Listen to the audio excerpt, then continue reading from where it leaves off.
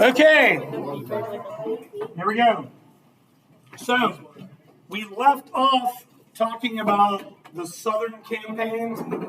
I also want you guys to realize that the war is also fought not only at sea, but it's also fought in Appalachia as well. So we're going to look at the war on the frontier, and we're also going to look at the war a little bit at sea as well. So 1777, the same year as Saratoga, and the year in which Howe takes occupation of Philadelphia, the war on the frontier was known as the Bloody Year because this was constant warfare that was waged between militia and settlers in Appalachia or in the Appalachian foothills versus Native American allies to the British, notably 4 tribes who were part of the Iroquois Confederation.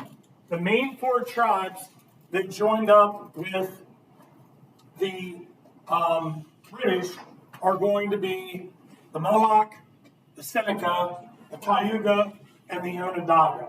All right? So those are like the main tribes. Remember, there are 6 total at this period of time.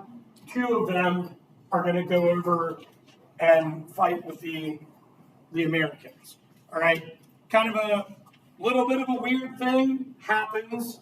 It doesn't happen for too long, but the Brits in the back country and on the frontier start getting into the business of paying Native Americans for Patriot scalps. Well, that's something, remember, the Dutch did back in the colonial period.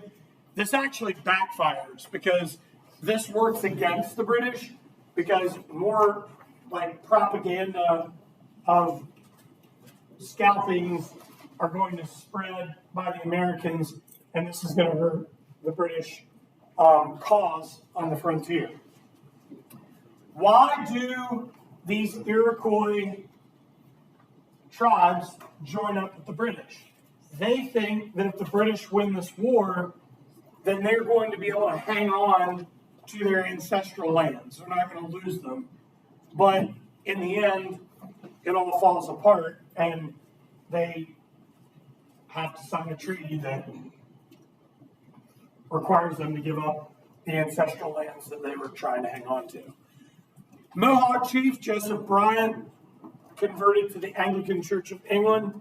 He and his Mohawk warriors will wage war against Patriot militia for about 2 years, 1777 to 1779. Less than 2 years, close to 2 years. In 1779, Bryant and his Mohawk contingent will be checked by the Patriots and defeated. In 1784, I'll get to your question in like 1 second. In 1784, those pro-British Iroquois, the tribes other than the Oneida and the Tuscarora that I previously mentioned, will sign the first treaty brokered between America and a Native American nation. It's called the Treaty of Fort Stanwix, in which not only the Iroquois give up most of their land, they're also totally torn apart by the war, which is really interesting because they had, tried their best to stay out of the French and Indian War and then got sucked into it. And for at least the first part of this war, they tried to stay out, but ultimately they got pulled into it in the early days of 1777. Question? What were the 4 Iroquois tribes that you mentioned? The 4 Iroquois tribes are the Mohawk, the Seneca, the Cayuga, and the Onondaga. Those are the 4 that joined the British. Good question. George Rogers Clark, brother of William Clark, Lewis and Clark expedition from Albemarle County, Virginia, is going to lead a small American detachment of militia out on the frontier. About 175 men are going to head down the Ohio River Valley and toward the lower portion of the Ohio, almost to the mouth of the Ohio where it spills into the Mississippi, George Rogers Clark's going to take occupation of these far-flung British forts out on the frontier, Kaskaskia, Cahokia, and Vincennes. So this is like out toward what is present day like Indiana and Illinois. Remember, the American Navy is pretty small. Does anybody have any idea of like how many ships the British Navy or the American Navy had total? 50 is a good guess, about 100 ships. Most of their ships were actually captured. So, like, did somebody say 100 out there? I heard 50. That was the first number I heard. About 100 ships. But they don't have, like, a whole lot of big battleships. So, they can't really take the British naval fleet on toe-to-toe. They don't have the cannon. They don't have the powder. So, what they're going to have to do is mainly harass British merchant ships, forcing the British to sail in convoys. So most of the battles that are won are not necessarily battles, they're more like raids, I guess you would say. And the British Navy pretty much viewed the Continental Navy as just a group of what? Pirates. Excellent job. Just a group of pirates, a nuisance, right? But this actually works out because now the British merchant ships have to sail in convoys. What is a convoy? Anybody? A group of ships that are protected militarily, right? So now the merchant ships and battleships and war sloops and frigates are sailing together. The merchants aren't sailing alone. So this takes the British force away from the war. Does that make sense? All right. Also, the father of the American Navy is actually not American. He's a Scotsman, John Paul Jones. Heard that name before, right? John Paul Jones, he had a ship known as the Bottom Richard, and he gets involved in probably the largest engagement with like a legit British naval force. He was harassing a group of merchants, and then this naval force turns on him, and the boats, the Richard and the Serapis, the British ship, get tangled up, and he just keeps firing into them, and they're like, all right, you're obviously outgunned, surrender already. And he's like, I have not yet begun to fight. And one of his men gets over onto the British ship, drops a bomb into the munitions store, hustles back over to the Richard, and the British ship explodes. The Brits end up surrendering and giving up the ship. It's kind of insane, like against all odds. And John Paul Jones goes on to sink his own ship, the Richard, and take the Serapis back to Holland to be repaired. So he's a pretty daring guy. Interesting though, he is buried at an American college that he has very little to do with other than proposing the idea that this college exists. They actually moved his body to this college in the early 1900s. What college is John Paul Jones buried at? Any ideas? It is in Maryland. Naval Academy. Yeah, there's like an entire like mausoleum crypt in honor of John Paul Jones at the Naval Academy. The Patriots, without a doubt, outspied the British. The most famous Patriot spy ring was known as the Culper Ring. Now, this was a manipulation. Are you guys familiar with Culpeper, Virginia? Yeah, George Washington surveyed Culpeper, and he gave this spy ring its name, but the people involved in the spy ring were from either Connecticut or New York, and they couldn't really understand why they were naming it Culpeper, and they just called it Culper. So it's actually just a manipulation or mispronunciation of the what Washington wanted to be called. I'm going to talk a little bit about the Culper Ring as we move forward. So here are three very important individuals involved in the war effort that are kind of like sort of forgotten about. George Rogers Clark on the left led Continental forces out on the frontier. That probably looks familiar to you because when you went to the Virginia Museum of History and Culture, you saw that original painting. It's in the museum, which is kind of cool. John Paul Jones, if you are a UVA basketball fan, you've probably seen this painting in JPJ, even though John Paul Jones Arena is not named in his honor. It's named in honor of another John Paul Jones, who just so happened to be a history nerd and obviously got involved with the research. A guy that also bears his name, and a little bit weird, but whatever. And then on the right there, that is Benjamin Talmadge, who was the head of the Culper Ring, or at least the head of Washington's intelligence community. The leader of the Culper Ring, or at least the leader of intelligence, he's got a really interesting and dangerous job, Talmadge, during this war. Question: what famous American artist painted all three of these portraits?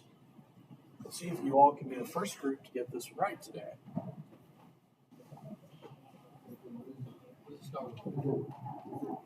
You want me to? Trumbull's a good guess, but no. No.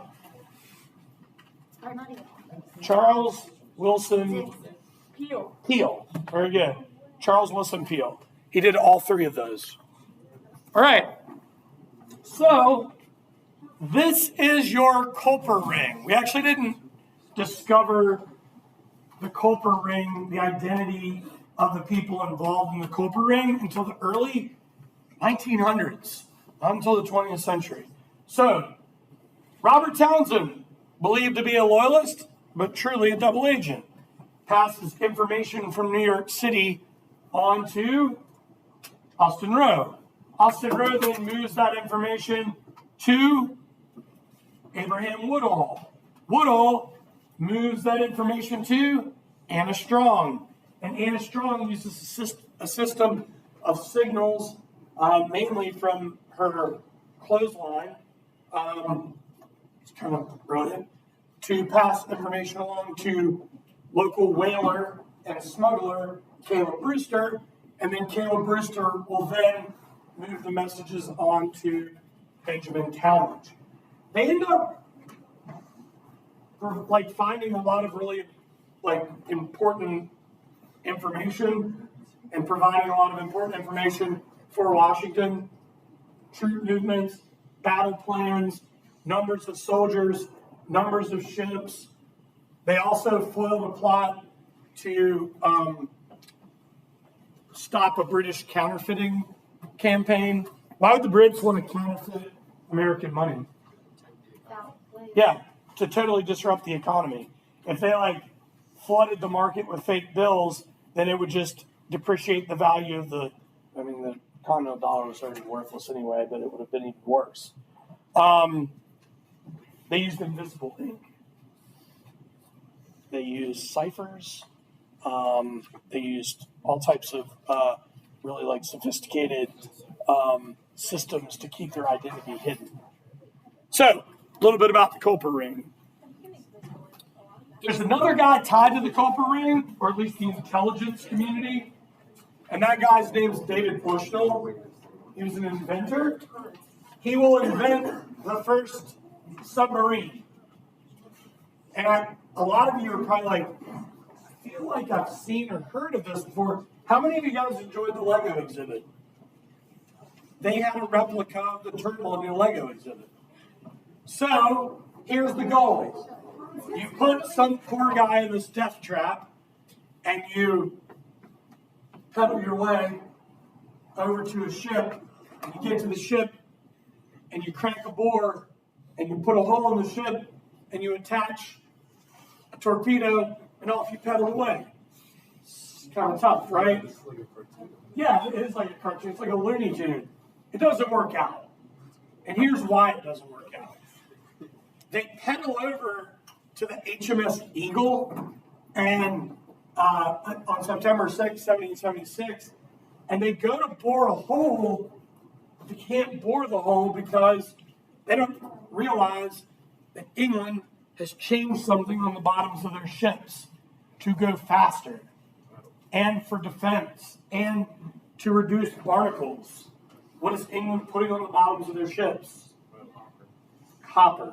Very good. They're putting copper on the bottoms of their ships, and they have to ditch the bomb, get out of there, and that's it for the turnologist. One mission. Do you think it could have worked if they used wood? No. No, I do not. I think it could. I don't know. They don't have a lot. That would have taken some serious time. And how in the world are you going to, I don't know. I mean, it's pretty nuts, right? Okay. Yorktown and the final curtain. The war debt is rising for both America and Britain. Okay? So much so for America that they can only pay their debt off at a rate of 2.5 cents to the dollar. Not great. Now, Congress has now created a government that I will teach you about at the start of Lesson 7, known as the Articles of Confederation. But it is pitifully weak, with no power to tax. So the revenue woes are plentiful. But Britain's in the same boat. They are struggling financially, and the war has spread globally for them. So, Lord Cornwallis will basically walk himself right into a trap. Cornwallis takes occupation of Yorktown, Virginia, on the Chesapeake Bay, on the peninsula of Virginia, to be resupplied and reinforced with soldiers. He's down to about 9,000 soldiers. They've got about 6 weeks worth of food, but they need more gunpowder, they need more bullets, they need more weapons, and they need just more of everything, right? 6 months of provisions is going to go quick. Well, there's an army outside of Yorktown that is led by Lafayette. And Lafayette is getting word to Washington. Cornwallis is sitting here on the peninsula. He has entrapped himself. Nathaniel Greene's also moving part of his army to Yorktown as well. So Washington and Rochambeau and Admiral de Grasse are going to plan one of the most insane coordinated attacks to trap Cornwallis. Rochambeau and Washington's armies are going to do basically a 300-mile forced march from New York, New Jersey, all the way to the Virginia Peninsula. And de Grasse's navy is going to come out of the Caribbean to, in the nick of time, to get the British Navy away from the Chesapeake Bay and to establish a blockade. Guys, hang in here with me, please. Okay? Now Cornwallis is trapped. The Americans are digging trenches. The Brits are digging trenches. They are ready for siege-style warfare. I've already taught you about siege-style warfare when we learned of Cortez's military campaign against the Aztec, right? In a siege, you don't want anything to do what? Go in or go out, right? It's like a boa constrictor.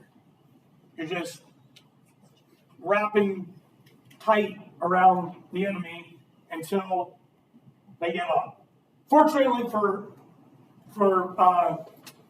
Washington, Rochambeau was an expert siege fighter. So it works out. They managed to prevail. Where are my Hamilton fans at? Okay, this is where Hamilton becomes famous. He takes a redoubt as a young officer in the Continental Army. He had served as one of Washington's military aides, and this is his sort of moment early on for military valor and fame. Cornwallis will surrender on October 19th, 1781. Lord North will cry, "Oh God, it's all over." Parliament is divided. The British people are over it. George III wants to keep on fighting because of the troop presence, but the war debt is mounting. Now you've had two British armies surrender to the Patriots. Burgoyne's army in Saratoga and Cornwallis's army here in Virginia.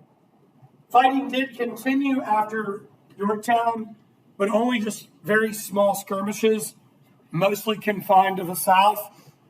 Where we're headed now is to Paris for a peace treaty that officially ends this war. This is a famous Trumbull painting, the surrender of the British Army at Yorktown. Cornwallis believed that it was beneath him to surrender to Washington. So Washington's like, I'm not going to surrender to it. I'm not going to accept this surrender of an aide. So, bless you. He sends his military aide, Benjamin Lincoln, to accept the surrender from the British aide. So petty. So vain. But that's how the surrender goes down. How am I doing over here? Beautiful. Beautiful. Beautiful. Do you guys have any questions? Are you good? What's This up? is from a while ago, but how did we figure out the people from the spy league? The spy in New York? Well, it's a combination. It's a group of historians that were doing research to write books on them, like these different spies. And then as they started to uncover more information, they started to be able to figure out the code. And then honestly, the New York Historical Society provided a whole lot of this information and also like family papers. And as they're going through, they're like, oh, we're no one knew that Townsend, from the one they thought was a loyalist, they didn't realize he was even involved until the 1900s. So, but just trial and error and research over time that'll be uncovered. I've actually got something I'll tell you about in a second, kind of related to your question. So, maybe part of it. I think that would be good. I don't know. I might try to pull it off. We'll talk about that in a minute too. So, Franklin, Adams, and John Jay go to Paris to negotiate peace with the British and the French. Spain also has a seat at the table. The Native Americans do not. I do want to keep that. I want that to be in everyone's mind here. They're left out of the equation. John Jay wants to sue for a very quick peace because he feels like if it drags out, then the Brits may keep the Americans confined from Appalachia to the Atlantic. So he really tries to rush the process along, which actually works out because America gets way more than they thought they were going to. They get everything from the Atlantic to the Mississippi, with the exception of Canada and Florida. They also retain fishing rights on the Grand Bank off Nova Scotia and Maine, which is great for lobster and cod and all that, and whaling, of course. And they're going to receive independence internationally. But they're toddling along. There's a lot of debt. Word gets back to America, and Washington brings his army together and disbands them and has a farewell dinner at Franz's Tavern on December 4th, 1783, as a celebration of the Treaty of Paris, but also to say, okay, everybody, have a great life. Off you go. It was a tearful goodbye. They racked up an insane bar tab, and that was it. The war's over. But Washington could have been a what? If he wanted to be. Could have been an emperor. He could have been a dictator, but he wasn't. He became the American Cincinnatus.